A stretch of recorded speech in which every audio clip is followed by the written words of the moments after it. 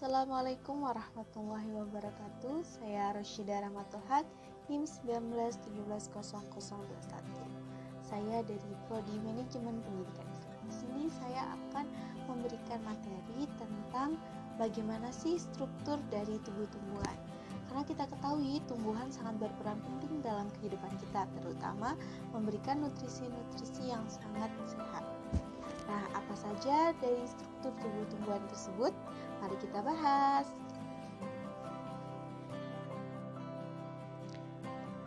Struktur tubuh tumbuhan ada 5 bagian, yakni yang pertama ada akar, yang kedua ada batang, yang ketiga ada daun, yang keempat ada bunga, dan yang kelima ada buah dan biji. Di sini kita akan membahas tentang struktur tubuh tumbuhan dari yang nomor pertama hingga yang nomor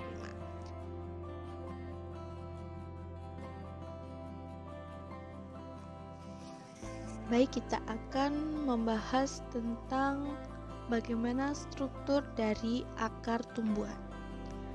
Di gambar kita dapat melihat bagan penampakan dari akar, yakni secara melintang dan memanjang.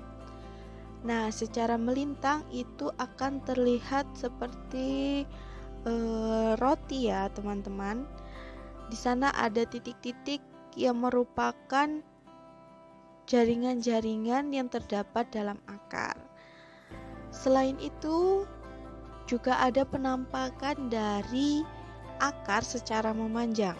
Nah, untuk yang secara memanjang ini ada beberapa bagian. Yang pertama yaitu ada lapisan yang paling luar, yakni epidermis. Kemudian ada rambut akar yang merupakan perpanjangan dari spesifikasi epidermis itu sendiri.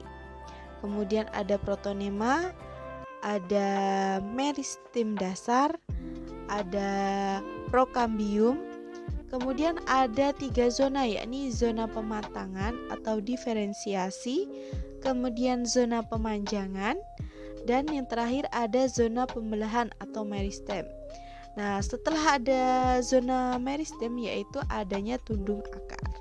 Itu adalah beberapa bagian dari akar yang dilihat secara memanjang. Nah, teman-teman, di sini tentu ada banyak manfaat dari akar. Yang pertama yakni manfaat di mana akar memberikan kontribusinya dalam proses fotosintesis, di mana akar ini akan menyerap air dan mineral serta unsur hara lain yang terdapat di dalam tanah, kemudian akan membawanya dari akar ke daun melalui beberapa jaringan pembuluh. Nah, di sini akar ini memiliki beberapa jenis ya, teman-teman. Yang pertama itu ada akar serabut, di mana akar ini berbentuk seperti serabut, yaitu memiliki bulu-bulu akar yang lebih dominan daripada batang akar atau inti akarnya.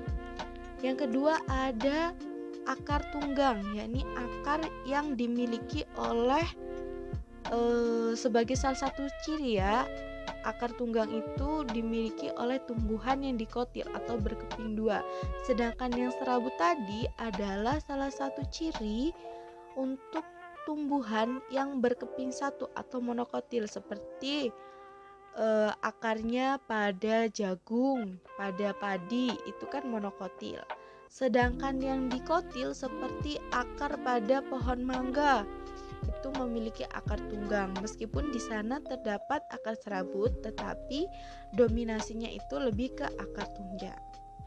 Begitu. Selain itu juga ada beberapa fungsi akar. Selain akar itu berfungsi sebagai pembawa air, unsur hara, dan mineral, akar juga memiliki fungsi lain, yakni di mana akar itu merupakan bentuk dari tumbuhan lain, atau akar itu bagian dari akar. Jadi akar yang serabut kecil itu bagian dari akar, seperti itu. Kemudian Fungsi akar juga akan memberikan manfaat yang berbeda sesuai dengan lingkungan di mana tumbuhan itu berkembang.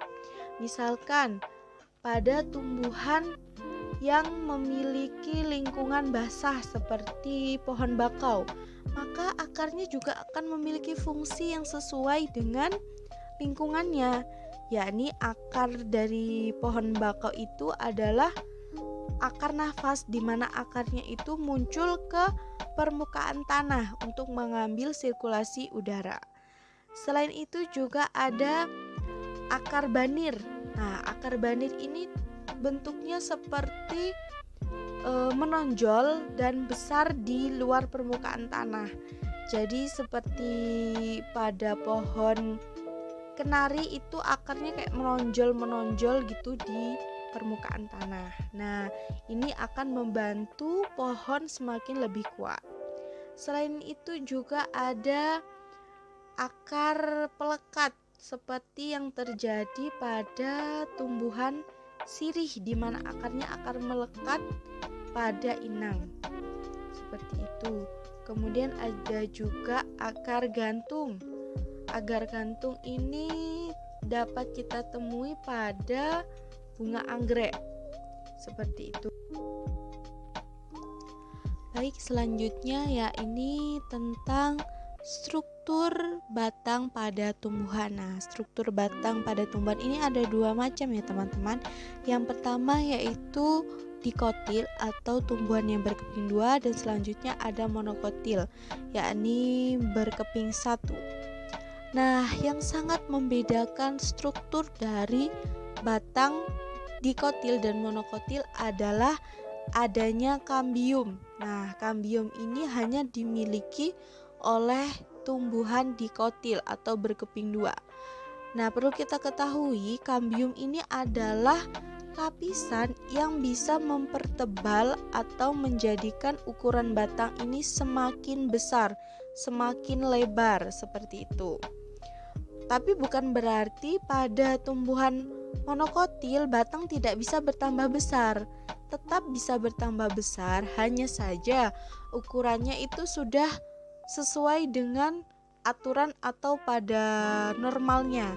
Jadi kayak misalkan diameter dari tanaman yang monokotil seperti jagung itu kan akan sama ketika sudah mencapai usia yang sama. Misalkan pada jagung usia 2 bulan. Nah, struktur batangnya itu akan sama terus sesuai seperti itu. Sedangkan pada tumbuhan dikotil ini tidak. Tumbuhan dikotil ini akan terus membesar, semakin lama akan semakin membesar, tumpukannya dari kambium ini akan bertambah sehingga volume atau diameter dari batang ini akan bertambah. Nah, apa saja sih bagian-bagian dari struktur batang pada tumbuhan ini? Yang pertama tentu ada epidermis, bagian terluar dari batang. Kemudian ada korteks. Nah, di dalam korteks ini ada lapisan floem dan xilem ya teman-teman. Kemudian ada kambium dan ada empulur.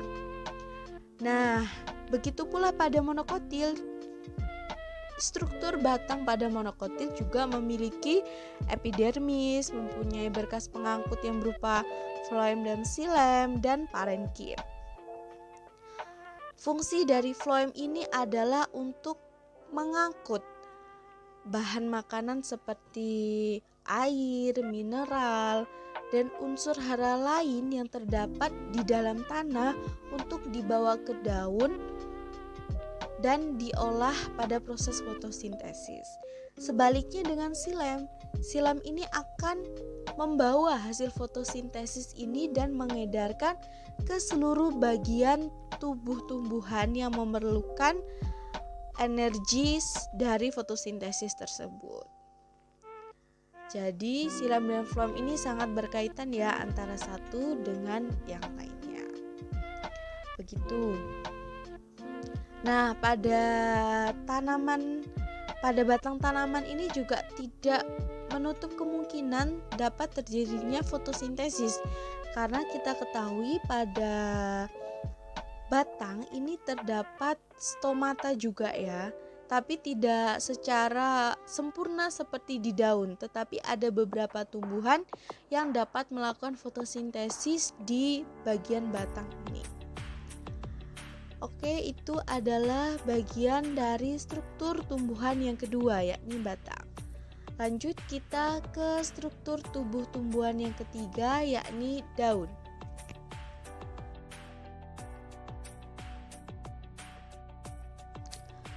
Baik teman-teman, kita akan melanjutkan ke struktur bagian tumbuhan yang selanjutnya, yakni ada daun. Nah, pada daun ini ada beberapa lapisan yang perlu teman-teman ketahui. Yang pertama, lapisan terluar pada epidermis, yaitu dilapisi oleh kutikula. Kemudian epidermis, di bawah epidermis itu ada seperti bentuknya lonjong-lonjong, itu ya palisade mesofil atau sering disebut juga mesofil palisade. Nah, di bawah mesofil palisade ini ada bentuk seperti spons yang bolong-bolong. Nah, itu mesofil spons. Nah, di bawah mesofil spons ini ada ruang kosong yang merupakan jalan menuju stomata, tempat proses terjadinya fotosintesis. Kemudian ada juga yang berbentuk seperti tabung, bundar, itu adalah vascular bundle atau vein. Nah, itu adalah beberapa struktur dari daun. Selanjutnya kita akan membahas tentang apa aja sih fungsi pada daun tersebut dan bagaimana proses terjadinya fotosintesis yang terjadi di daun. Struktur yang dimiliki daun tentu memiliki fungsi yang berbeda. Nah, beberapa fungsi dari terdapatnya struktur pada daun, yaitu yang pertama tempat terjadinya fotosintesis dan penyimpanan sementara hasil dari fotosintesis itu sendiri.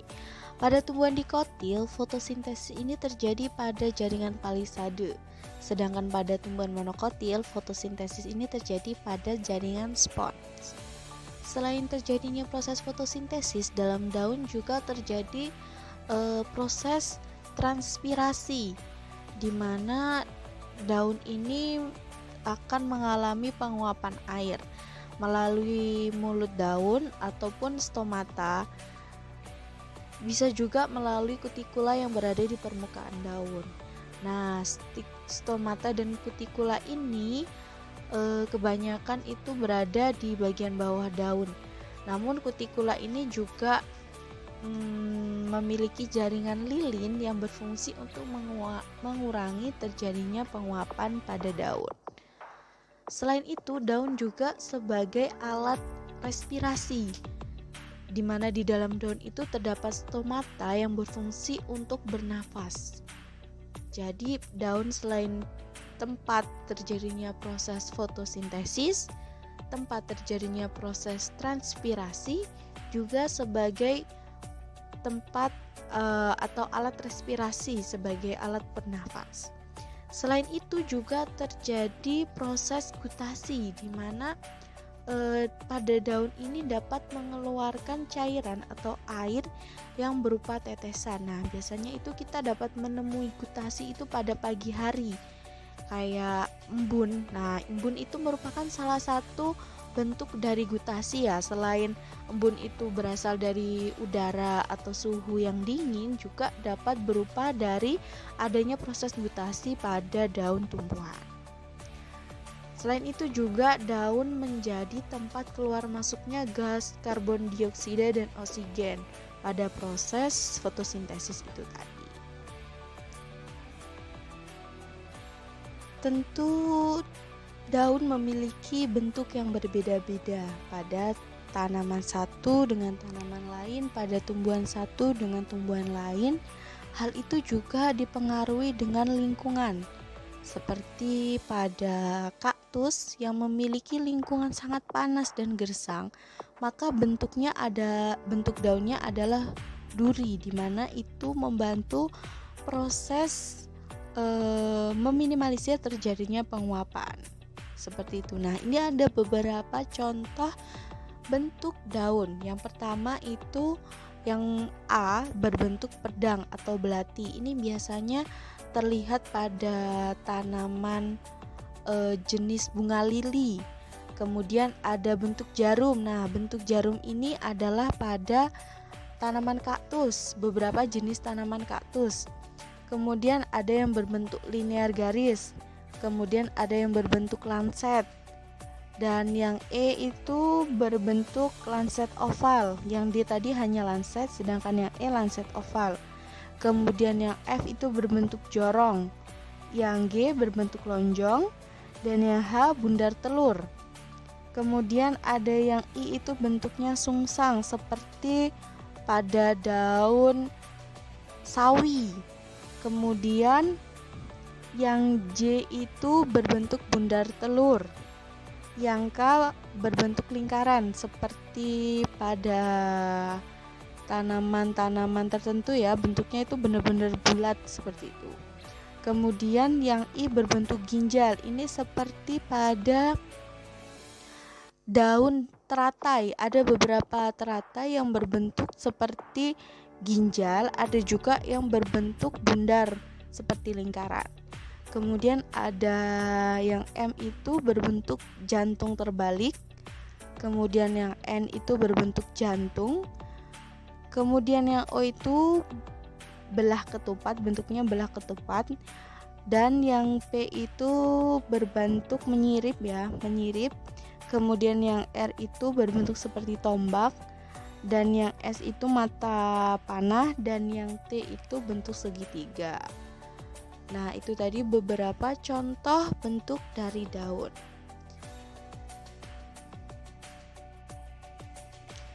Oke, kita ke struktur tubuh tumbuhan yang selanjutnya, yakni ada bunga. Tentu kita tahu ya, bunga merupakan sesuatu hal yang sangat indah dan sangat menarik bagi kita. Nah, ini ada beberapa struktur dari bunga. Yang pertama ada mahkota yang berbentuk kelopak-kelopak, itu namanya mahkota. Kemudian ada benang sari yang seperti jarum, seperti jarum pentul, itu benang sari. Nah, pada benang sari ini ada kepala sari yang terdapat serbuk-serbuknya, kemudian ada tangkai sari. Kemudian setelah ada benang sari, ada bagian seperti benang sari tetapi dia lebih pendek dan bentuknya lebih besar dari benang sari, itu dinamakan putik. Nah, ada kepala putik dan ada tangkai putik. Kemudian setelahnya ada kelopak seperti daun di bawah, itu di bawah kelopak yang bunga. Kemudian ada bakal biji, ada dasar bunga, dan ada tangkai bunga. Nah, itu tadi beberapa bagian atau struktur dari bunga. Selanjutnya yakni apa aja sih fungsi bunga pada tumbuhan? Yaitu yang pertama adalah sebagai salah satu alat proses perkembangbiakan melalui generatif atau penyerbukan tadi. Di mana proses penyerbukan ini benang sari yang jatuh ke kepala putik itu akan menghasilkan biji atau buah ya. Nah, selain sebagai alat perkembangbiakan generatif, bunga juga menjadi salah satu penarik polinator atau seperti apa ya? Bunga ini menarik hewan-hewan. Ada beberapa hewan-hewan yang makanannya adalah nektar. Jadi dia untuk menarik hewan-hewan tersebut untuk mengambil nektar atau cairan manis tadi jika digunakan pada proses simbiosis mutualisme, di mana hewan tersebut akan mengambil nektar dan tidak sengaja menjatuhkan benang sari atau serbuk sari itu ke kepala putik sehingga terjadinya proses penyerbukan. Selain itu juga bunga akan menghasilkan nektar atau sari bunga yang akan membantu pada proses penyerbukan, yaitu menarik hewan-hewan tadi. Kemudian Bunga merupakan bagian indah pada tumbuhan yang menjadi daya tarik tersendiri ya. Itu tadi beberapa bagian struktur dan fungsi bunga pada tumbuhan. Struktur dari tubuh tumbuhan yang terakhir yakni adanya buah dan biji sebagai salah satu proses atau alat dalam perkembangbiakan secara generatif. Nah, setelah tadi terjadi proses penyerbukan pada bunga, maka akan berkembang menjadi bakal buah. Nah, di dalam buah ini ada biji yang menjadi bakal tanaman selanjutnya. Jadi, biji ini dilindungi oleh daging buah. Nah, pada biji ini ada beberapa bagian. Ketika pada tumbuhan dikotil atau berkeping dua, itu ada kulit biji, plumula atau calon tumbuhan baru, kemudian ada radikula sebagai calon akar, kemudian ada epikotil atau batang pada calon tumbuhan baru, kemudian ada hipokotil yang merupakan dua keping dari biji, kemudian ada kotiledon, di mana kotiledon ini memberikan cadangan makanan untuk tumbuhan baru ini ketika ia belum bisa melakukan proses fotosintesis atau menghasilkan makanannya sendiri. Begitu pula pada tanaman monokotil. Nah, pada contoh ini adalah tanaman jagung. Nah, di situ ada kotiledon, kemudian ada koleptil, ada plumula, ada koleriza, kemudian ada radikula, ada epikotil, ada endosperm, kulit biji, dan jaringan buah. Jadi pada intinya struktur dari biji itu adalah sama, hanya saja ada beberapa bagian yang lebih spesifik lagi seperti pada tumbuhan monokotil. Demikian materi yang dapat saya sampaikan. Apabila ada kurang lebihnya, saya mohon maaf. Semoga materi yang disampaikan dapat menjadi bermanfaat. Sekian dari saya. Wassalamualaikum warahmatullahi wabarakatuh.